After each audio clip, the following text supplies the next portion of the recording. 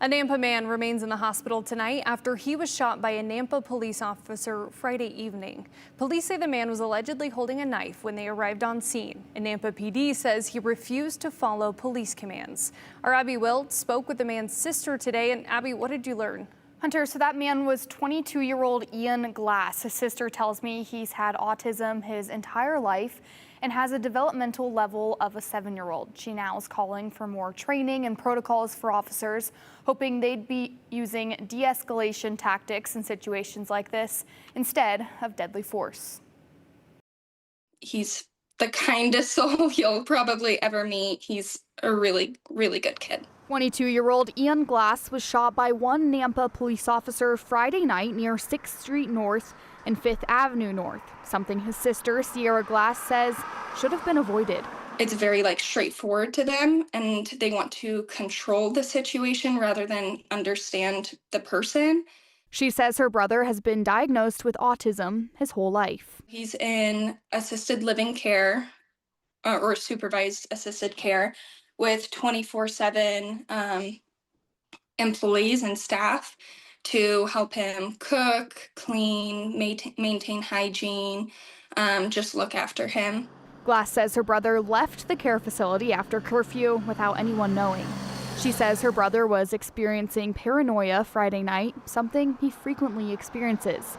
That's when she says he called Nampa PD for help because he felt like someone was following him. He ended up calling the police himself because he was scared and having an autistic meltdown, paranoid, just not doing okay. Nampa PD came to the scene and found Ian with a knife. Glass says she doesn't know where he got that knife. Nampa PD says he then did not follow orders. That's when Nampa PD says one officer shot him. The cops show up, and instead of de-escalating the situation, reassuring him, they just started commanding him to drop the knife and getting very dominant and assertive, and that freaked him out. So now he thinks that they're also not safe. So the situation just escalated and he ended up getting shot. In the Nampa Police Department use of force policy, it states, quote, officers should use only that amount of force that reasonably appears necessary given the facts and circumstances. Glass says there should have been more training and standardized protocol for officers across the state to avoid similar situations, particularly when the suspect has a mental disability. He's my baby brother, so hearing that he was shot and not having any information or anybody reach out to any of us was really disheartening. Glass is also asking for social workers to respond to some police calls so they can help calm people down before shots are fired. They can be a co-respondent to a situation like this and actually successfully, most of the time, be able to de-escalate a situation like this where nobody gets shot. Glass says Ian remains in the hospital but is now awake.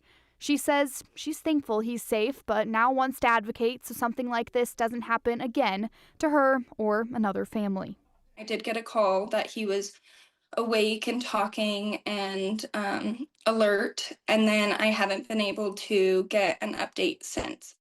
The Nampa Police Department says in a statement to KTVB that officers are trained in de-escalation and they're also trained in specific things to look for in the behavior of people suffering a mental health emergency. They also say there are times when the mental state of an individual does not allow for de-escalation, and officers have the obligation to protect the public and themselves from harm. We'll have that full statement from the Nampa Police Department on our website at ktvb.com. Yeah, it's a conversation we're seeing all across the state. Thank you, Abby.